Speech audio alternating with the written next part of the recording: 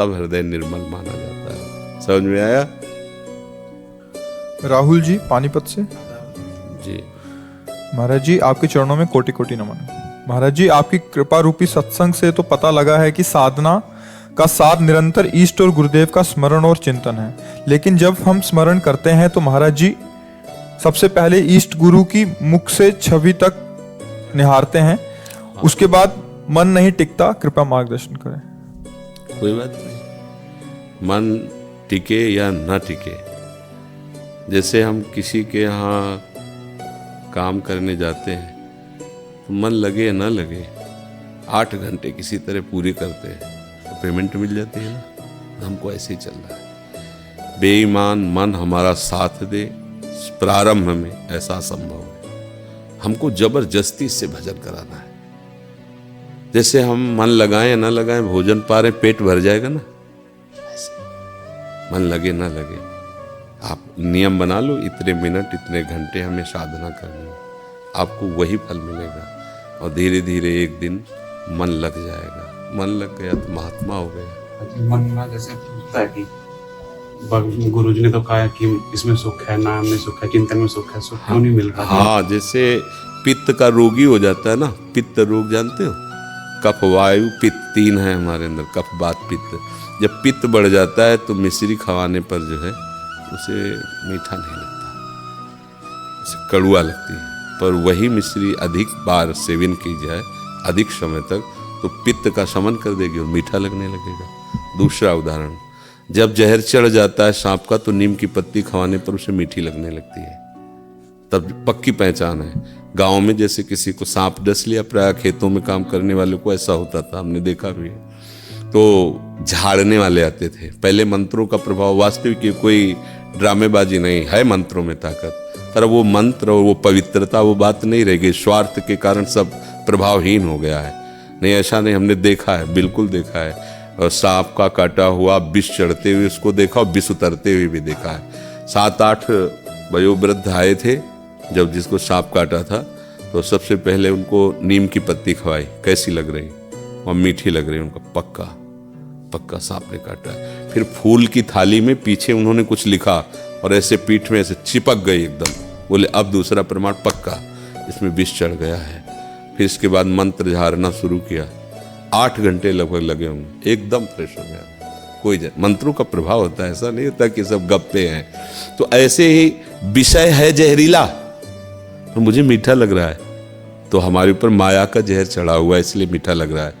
नाम है मीठा तो मुझे कड़ुआ लग रहा है, तो माया का पित्त बढ़ा हुआ है इसीलिए वो। तो राधा नाम सुधा रसम, देखो राधा राधा राधा हमें कुछ अच्छा नहीं लगता। क्यों? आप देखो जब करके धीरे धीरे जब आपका ये माया रूप घटेगा ना, आपको रोना आएगा, रोमांच हो जाएगा। ऐसे राधा कोई आप निरंतर जपते, लेकिन कोई राधा बोले तो ऐसे लगे इसके चरण चूम ले, इसके चरण ऐसे पिघला पिघला हृदय को, पर दीर्घ काल सत्कार पूर्वक जपते रहो तो अच्छा लगने लगेगा। अब हमारा जन्म जन्म से अभ्यास है भोगों का, बहुत बढ़िया अभ्यास भोगों का है, ऐसे जल्दी थोड़ी छूट जाएगा। देखो छोटा बच्चा पैदा होता है, माँ उसके मुख में दुग्ध लगाती है, किसने सिखाया कैसे पान करना है? पूर्वाभ्यास है ना। अभी बिल्कुल छोटा, बिल्कुल व्यवहार को नहीं जानता, और ऐसे आप कीजिए वो रोने लगेगा। ये क्यों? इसको क्यों जानता है? बोले पुराना गुरु है, वो जानता है इस बात को, ऐसे करो, खिलकारियां मानने लगेगा। मतलब प्यार को, आक्रोश को वो जान रहा है। तो ऐसे ही जैसे ही शरीर का विकास होता है तो पूर्वाभ्यास सारी असत क्रियाएं जागृत हो जाती हैं और उसकी वही रति होती है जहां पूर्व रति हुई है। इसीलिए जब अब वो गुरु में, वाणी में, नाम में मन लगाना चाहता है, मन नहीं लगता, क्योंकि पूर्वाभ्यास उसका उधर है। दूसरा उदाहरण, पूर्व जन्म में बहुत भजन किया, किसी कारण भगवत प्राप्ति नहीं हुई, तो बचपन से किसी ने सिखाया नहीं भजन करना है, किसी ने नहीं सिखाया, अपनी बात कह रहे।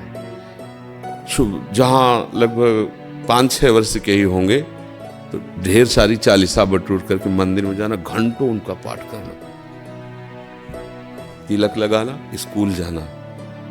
जब कक्षा 5-6 में पढ़ते थे, शाम के आके भागवत पढ़ना, रामायण, तो एकांत में बैठते तो लगता अम्मा मर जाएंगे, पिताजी मर जाएंगे, यार कौन साथी है यार, पता नहीं कब मर जाएंगे। तो हमारा साथी कौन है? हृदय में तो भगवान के सिवा कोई साथी नहीं। भागो भगवान की प्राप्ति करो। क्या है भगवान, कैसा है आनंद, ये हम किसी सुना के पढ़ा के नहीं। कक्षा 9 पास हुए, मन भागो, बस दृढ़ निश्चय भागो। जैसे कोई भूताकर्षण नहीं होता, ऐसे भागो। ये क्या था? पूर्व जन्म का अभ्यास, भजन का। चूक हो गई थी, भगवत प्राप्ति नहीं, बचपन से वो छा गया मन में अभ्यास। वही मन तो था जो पढ़ लिख कर नौकरी करेंगे, धन कमाएंगे, ब्याह करेंगे, परिवार में रहे, वही तो मन है ना। वो मन क्या सिखा रहा है? भागो, संसार से वैराग्य करो, ये सब मरने वाले हैं, कोई तुम्हारा साथ नहीं देगा। सच्चा मित्र तो भगा दिया। 13 वर्ष की अवस्था, आज पूरा जीवन इसी मार्ग में। मन ने किया ना, मन ही तो हमको कोई जबरदस्ती किया क्या? मन ने किया। अब मन को पूर्वाभ्यास में अच्छा अभ्यास बन गया, तो इस जन्म में आके उसने खोल दिया मार्ग, चल लिया। और पूर्वाभ्यास गंदा, तो बचपन से गंदी क्रियाओं में रति होने लगती, नहीं होने लगती। इसमें मन का क्या दोष, जहां उसको लगाया गया है। तो अब क्या है? अब हम मनुष्य जीवन में जबरदस्ती उसको गंदी बातों से हटा के अच्छी बात में लगाना चाहते हैं। अब वो लगता नहीं है, तो उसकी चिंता मत करो।